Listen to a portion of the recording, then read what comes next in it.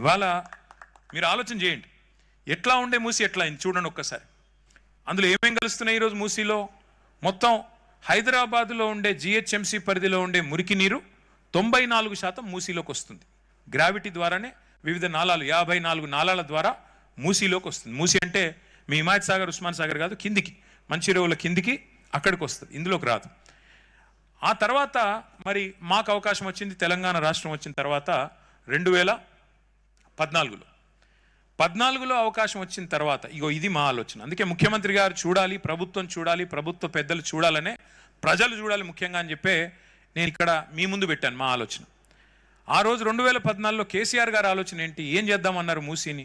ఆయన ఆలోచన ఏంటి అంటే మూసీ ప్రక్షాళన మీద, మూసీ పునరుజ్జీవం మీద ప్రపంచంలోని 10 పెద్ద డిజైన్ సంస్థలతోని మేము డిజైన్ కాంపిటీషన్ ఇన్వైట్ చేసినాం, ఆహ్వానించినాం.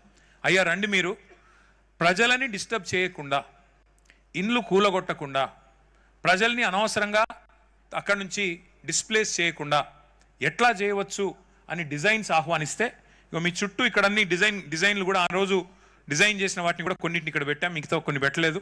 చాలా వరకు ఇక్కడ మీ దగ్గర పెట్టే ప్రయత్నం చేసినాం. 10 ప్రఖ్యాత డిజైన్ సంస్థలు వచ్చి వాళ్ళు మాకు ప్రజెంటేషన్ ఇచ్చారు. ఇచ్చి కొంతమంది అన్నారు, సార్ కొన్ని ఇల్లు కూలగొట్టాల్సి వస్తుంది అంటే, ఆ రోజు కేసీఆర్ గారు చెప్పింది ఏంటంటే, అసలు ఇల్లు కూలగొట్టాల్సిన పరిస్థితి వస్తే మరి రివర్ బెడ్లో ఉన్న నిర్మాణాలు అయితే తప్ప మిగతా వాటిని ముట్టకండి, తప్పకుండా ఒకవేళ అట్లాంటి పరిస్థితి వస్తే ప్రాజెక్ట్ పెండింగ్లో పెడదాం, కానీ ముందు ఒక పైలట్ చేయండి, ఒక చిన్న నమూనా చేయండి, ఒక 5 కిలోమీటర్లు చేయండి అని చెప్పి నాగోల్, ఉప్పల్, అంబర్పేట మధ్యన 5.5 కిలోమీటర్లు మాతో ఆ రోజు ఆదేశం ఇచ్చి ఒక్క ఇల్లు కూల్చకుండా ఎట్లా చేయొచ్చో చేసి చూపెట్టండి అని చెప్పి సుందరీకరణ ఏర్పాట్లు కూడా కేసీఆర్ గారు చేయించారు. మేము రూపొందించిన ప్రణాళిక ఏంది అంటే మీకు చూపెడతాను నేను. మొట్టమొదటిది, ఇందులో మూసీ నది మంచిరేవుల నుంచి కింద గట్కేసర దాకా ఓఆర్ఆర్ పరిధిలో, హైదరాబాద్ పరిధిలో తీసుకుంటే 57 కిలోమీటర్లు ఉంటుంది. ఈ 57 కిలోమీటర్ల పరిధిలో మరి మొత్తం ఇప్పుడు ఎట్లా అంటే ఓఆర్ఆర్ మొత్తం 160 కిలోమీటర్లు. మధ్యలో ఒకవేళ ఇక్కడ నుంచి అక్కడికి వెళ్ళాలంటే స్ట్రైట్గా అవసరమైతే ఒక ఎక్స్ప్రెస్ వే ఉండాలి. మంచిరేవులలో మనం ఎట్లయితే ఓఆర్ఆర్ ఉందో అట్లాగే మూసీ నుంచి స్ట్రైట్గా పోవాలి అంటే ఒక 57 కిలోమీటర్ల పొడవుతా ఒక ఎక్స్ప్రెస్ వే ఉండాలని చెప్పి దాన్ని డిజైన్ చేశాం.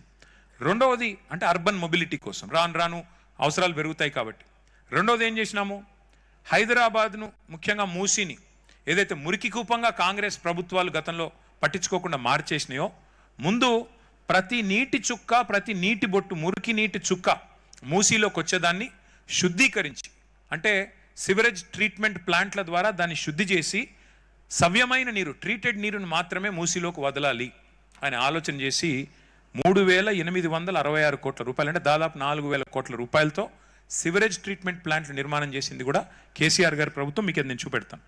అట్లాగే మూసీ ఎట్లుంటుందంటే, మీరు మంచిరేవుల నుంచి గట్కేసర దాకా ఒక నీటి చుక్క ఇట్లా మీరు నీళ్లు పోస్తే జర్రున జారి కిందికి వెళ్ళిపోద్ది. ఎందుకంటే దాదాపు ఇట్లా ఏటవాలుగా ఉంటుంది మూసి, జారిపోతుంది, నీళ్ళు ఆగాయి. ఇందాక ఒక సోదరుడు మాట్లాడుతూ అన్నారు, మొత్తం సంవత్సరంలో 10-20 రోజులు మాత్రమే మూసీలో నీళ్లు ఉంటాయి, మిగతా టైంలో నీళ్ళే రావు, దానికోసం మమ్మల్ని ఇబ్బంది పెడతారా అని. మరి దీన్ని నిజంగానే సుందరీకరించాలి, నీళ్లు కనబడాలి, లండన్లో ఇంకో చోట నిన్న ముఖ్యమంత్రి గారు చెప్పినట్టు నీళ్లు నిల్వ ఉండాలి అంటే ఎట్లా అని ఆలోచన చేసి ఈ 84 మీటర్లు ఏదైతే జారుతుందో, అంటే 1 కిలోమీటర్కి 1.5 మీటర్లు జారుతుంది నీళ్లు మూసీలో, దాన్ని ఎట్లా ఆపాలి అని ఆలోచించి 15 బ్రిడ్జిలు ప్రపోజ్ చేసినాం. ఆ 15 బ్రిడ్జిల కిందనే చెక్ డ్యామ్లు కూడా ప్రపోజ్ చేశాం. దేనిలో కూడా ఒక ఇల్లు పోకుండా ఆలోచన చేసినాం.